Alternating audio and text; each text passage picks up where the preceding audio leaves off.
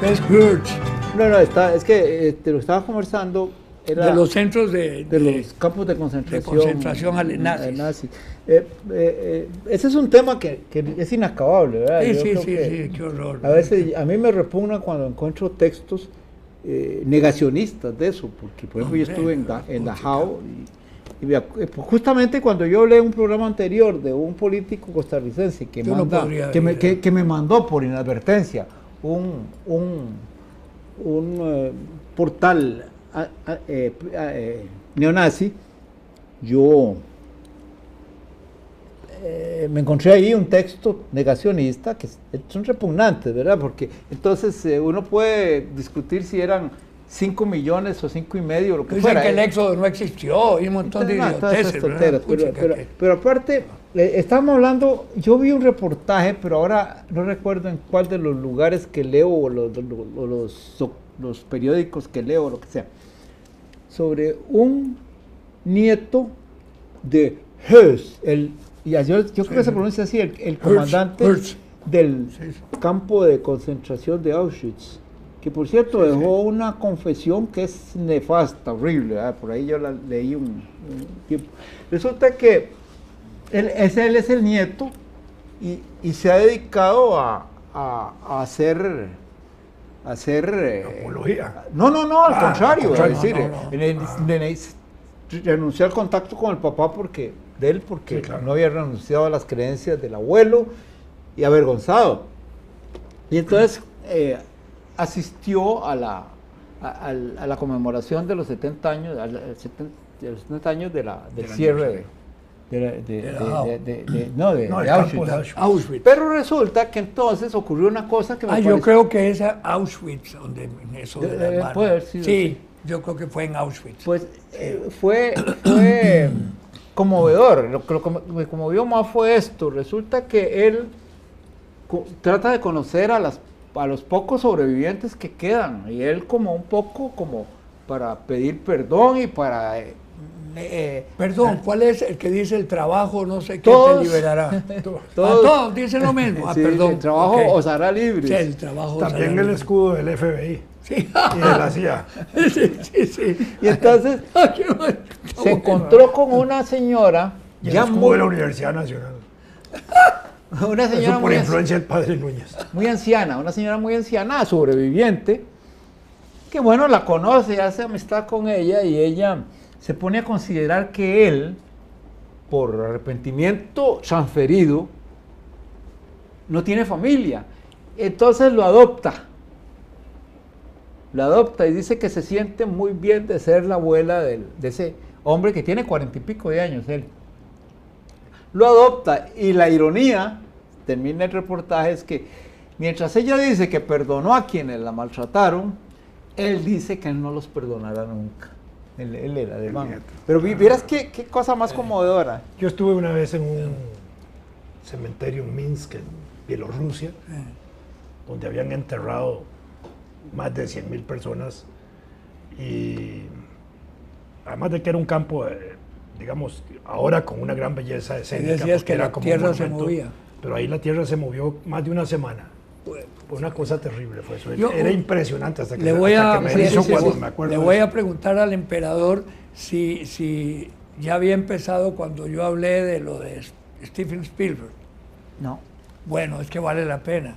Es en Auschwitz, que es una información que pasaron en un Fox o en alguno ahí, de una visita que hace Steven Spielberg, director de cine, famoso, a Auschwitz. Y entonces se ve dónde entra y va conversando y lleva una especie de guía. Y de repente se acercan a donde están uno de los hornos, o no sé si eran hornos o cámaras de gas, y entonces hay una cuestión como con agua turbia, fea. Y el guía le dice, Mr. Spielberg, ponga las manos ahí. Y él dice, ¿por qué? Póngalas.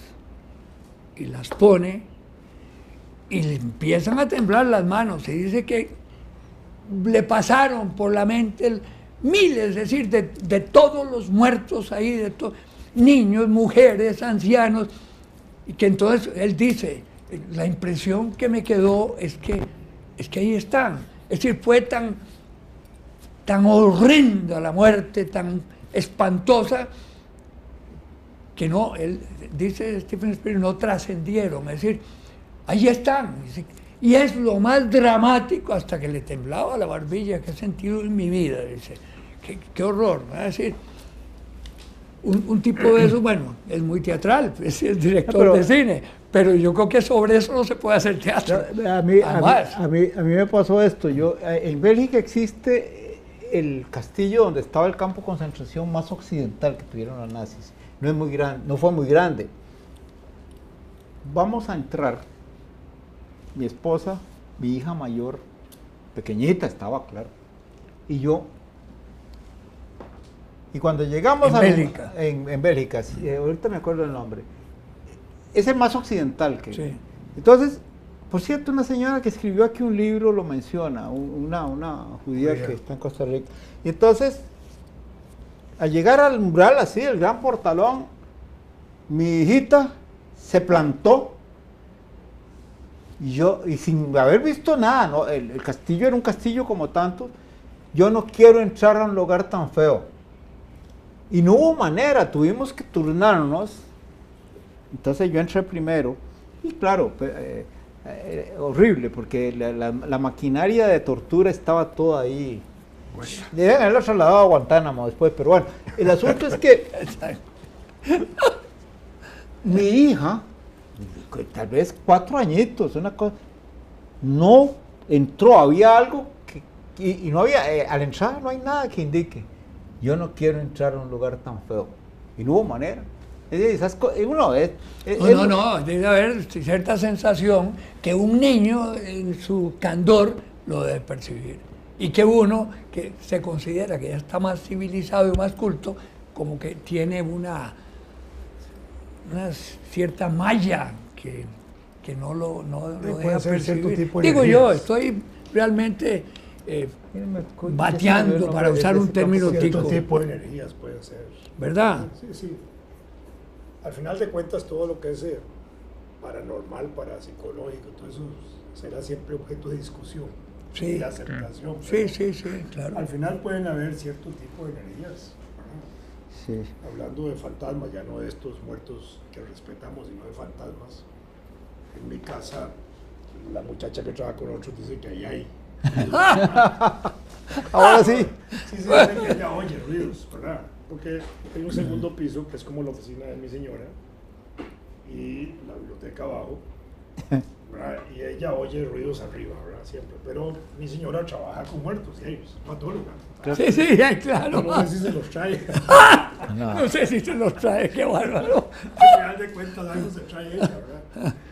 Entonces ella oye ruidos, ¿verdad? Pero a veces uno oye ruidos en el crujir de las casas que pueden ser normales, de maderas o lo que sea, ¿verdad? Y a veces uno siente, también hay sensaciones, a veces esos de pasos, ¿verdad? Sí. Bueno, ahora estamos en casa con una visita de uno de los hijos que está por aquí por casi 2 meses, con 2 nietitos, uno de 2 años y otro de 1 año, ¿verdad? Uno de ellos cumplió años un día de estos, entonces le compramos unas bombas ahí para inflarle y un muñequillo de aire, ¿verdad?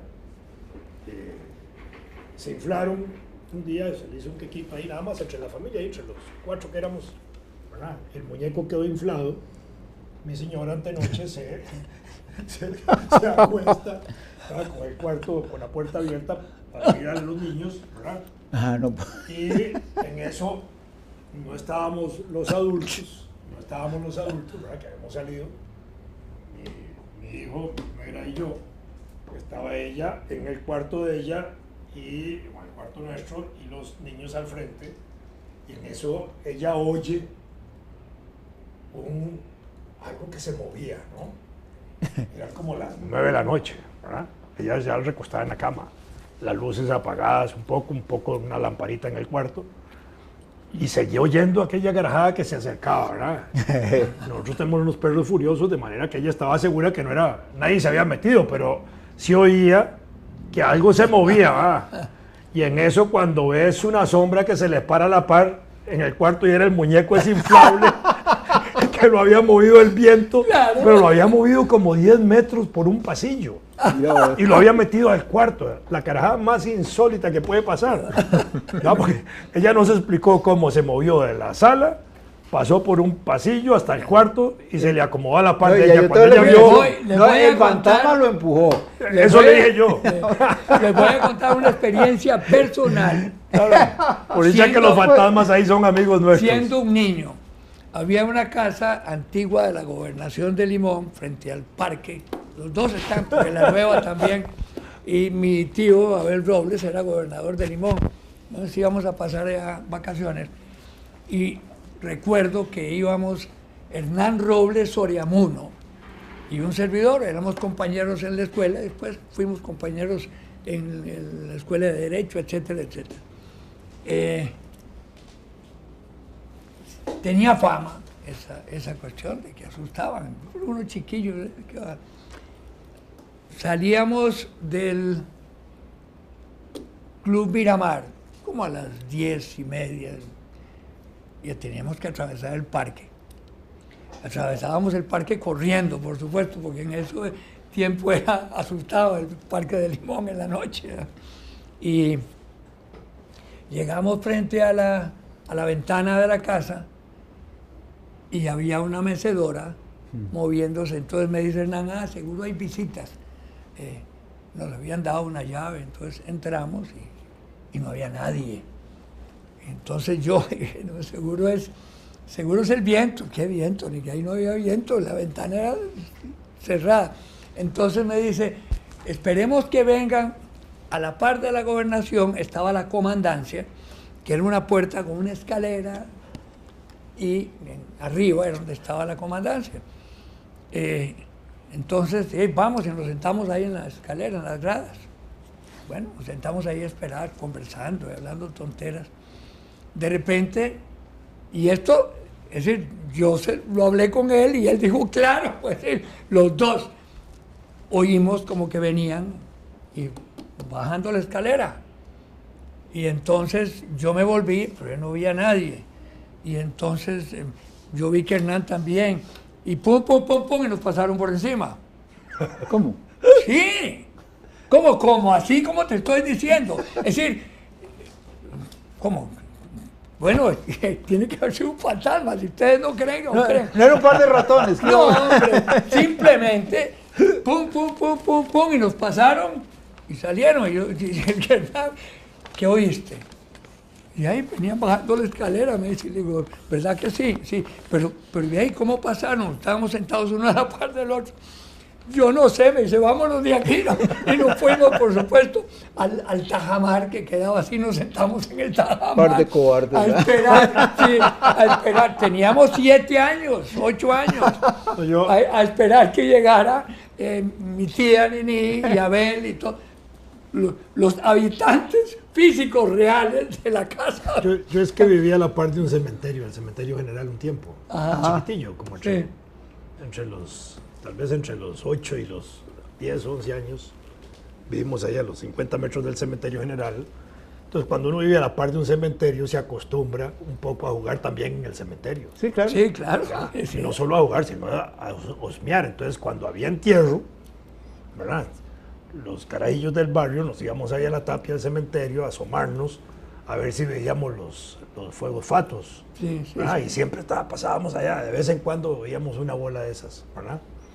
Entonces, y a veces uno se atrevía a meterse al cementerio de noche, Sí, sí. ¿verdad? Que era una cosa Eran pruebas. tenebrosa. Sí, pero eran pruebas. Pero, que uno hacía. digamos, uno viviendo a la par de un cementerio le pierde el temor a eso, ¿verdad? Que es una ventaja. Por eso yo no le tengo miedo a ese tipo de situaciones. Yo estando Pero si son en secundaria- situaciones complejas y enredadas cuando Claro, claro. uno les tiene miedo a los fantasmas. Sí, pero cuando uno está ya, digamos, a los 17, 18 años, que empiezan los retos y entonces, Eso ya a ver, vamos a entrar al cementerio general. En ese entonces no cerraban, ahora no Así se es, puede. sí, claro. Y entonces, bueno, primero fulano, y uno veía dónde iba entrando, y de repente venía para afuera despavorido. Y me acuerdo de Paco Hernández, en paz descanse, que dice, es que lo jodido es la salida, porque siente uno, yo llegué y toqué la tapia, dice, pero de ahí a correr. Dice, bueno, y así hacíamos. Yo hice una apuesta, una vez estábamos esperando en una casa de un amigo que estaba casi a la par del cementerio de Desamparados, para ir todos juntos a un partido de fútbol entre México y Costa Rica. Que al día siguiente y nos íbamos al estadio, éramos tan fiebres que nos íbamos al estadio en la madrugada y estábamos preparándonos para eso y de pronto surgió el debate de que yo aposté que yo me metía y me metí en el cementerio de Desamparados, anduve por ahí correteando y todo y no hay nada, pero claro que a esa edad uno lo encuentra ya como, se vuelve uno racionalista, ¿verdad? Sí. Sí, era solo un reto. Oscuro, pero no todo el mundo se mete. No, Muchachos ya adolescentes no entran al cementerio, les da miedo. Y menos ahora en la noche no se puede. No, pero más tenebroso es cuando los cementerios tienen las bóvedas altas y todo Sí, eso. eso sí, Que es como una pequeña ciudad. Sí, porque claro. si son planos como ahora, no. tal vez no Y produzca de el pronto mismo sale un temor. Pumas que se echó a dormir ahí en el día y te pega un susto. Exactamente. Sí, me pasa que yo tenía unos compañeros que iban a estudiar al cementerio. Dice, Ahí no los interrumpían. ¿Qué ventaja sacarán? Bueno, no creo que hayan ¿Cómo sacado. se llamaría esa carajada? Necrofilología, algo así, güey. Sí. Necrofilología. Tanatofilia. Tanatofilia, sí. Sí. Pero bueno, es como. Por cierto, hay un poema de Bradbury que hace una advertencia al mundo y a todo, hasta Dios, de que él va a seguir haciendo un esfuerzo por mantenerse en buen estado de salud, pero que tomen en cuenta que en el momento que él muera, desaparecerán todos, y hasta las galaxias, ¿no? Sí, para él, sí. Por eso, pero lo elabora de una manera que de veras uno se queda pensando, porque él dice, rueguen porque yo logre vencer mis dolencias un poco más, porque vea lo que les va a pasar, y le va diciendo a cada estamento de la realidad y de la imaginación que se acaba, es que ahorita se les acaba porque a él se le está acabando. Oíme, ¿te acordás cuando hablamos aquí de que el centro del universo está donde está uno, que es su perspectiva, ¿no? Es igual. Es decir, el que se muere, se acaba todo el mundo, y ahí sí, es su perspectiva, es individual, y lo demás se acaba. Entonces se acaba todo. Es decir, es un concepto interesante, ¿verdad? Sí. No, ahora, lo que pasa es que eso que dijiste de que el universo está donde está, el centro del universo está donde está uno, es algo que una elaboración de la, digamos, física lo permite, pero hay quienes creen de veras eso, ¿verdad? No, por lo grandes que son ellos. Eso es otra cosa. Por cierto, estaba leyendo una rectificación que hicieron unos científicos que el año pasado informaron haber encontrado científicamente la demostración con la luz proveniente de no sé dónde demonios de que efectivamente en los primeros instantes después del Big Bang, el universo se expandió de una manera monstruosa. Eso es una noción bien aceptada, pero la demostración es lo que falta. Y ahora se desdicen, porque resulta que los engañó en sus observaciones el polvo de una galaxia. Bueno, no es que estamos diciendo que no ocurrió así. Algo interesantísimo es que el concepto de que en el momento del Big Bang, partes idénticamente iguales de materia y antimateria ocupan, es decir, hay un contrauniverso y un universo, es decir, y resulta que comprobaron, no sé, en un laboratorio y no sé cómo, que los elementos de materia predominan sobre los de la antimateria, es decir, los hacen desaparecer, de donde parte el supuesto de que no existe un universo de antimateria, porque el bueno. universo de materia lo fue eliminando. Bueno, esos son términos científicos que realmente yo no patino mucho. Lo más grande de eso y lo más complejo es aceptar la infinitud Sí, claro. Ah, del universo. sí, es algo... No tiene fin, es infinito. Sí, sí, Pero no puede no tener fin. Todo tiene fin, principio y fin. No, todo Bueno, tiene ese propósito. es otro problema, El pero propósito No, de yo la- sé. Yo Digamos, sé que ese es el concepto, no tiene tiene. fin. Sí, Bueno, claro. humanamente no tiene fin, pero no tendrá fin. Entonces cuesta mucho, digamos, No, entender que aquello. claro, no, yo estoy No, totalmente de el acuerdo. problema no es tanto el tamaño, como que uno lo puede imaginar, infinito, sino la cuestión de llegaba al límite, si lo hubiera, que hay después. Bueno, Eso. hay que preguntarle a Cristóbal Colón que había un barranco enorme. Pero ¿cómo es? Espera, Ya aterrizamos. Dice que está insistiendo lo, en que lo aterricemos. interesante. Espérese que termine. No, yo creo que lo interesante de esa aclaración de estos científicos es que ellos mismos escriben un artículo diciendo que se equivocaron. Es una cosa de entereza.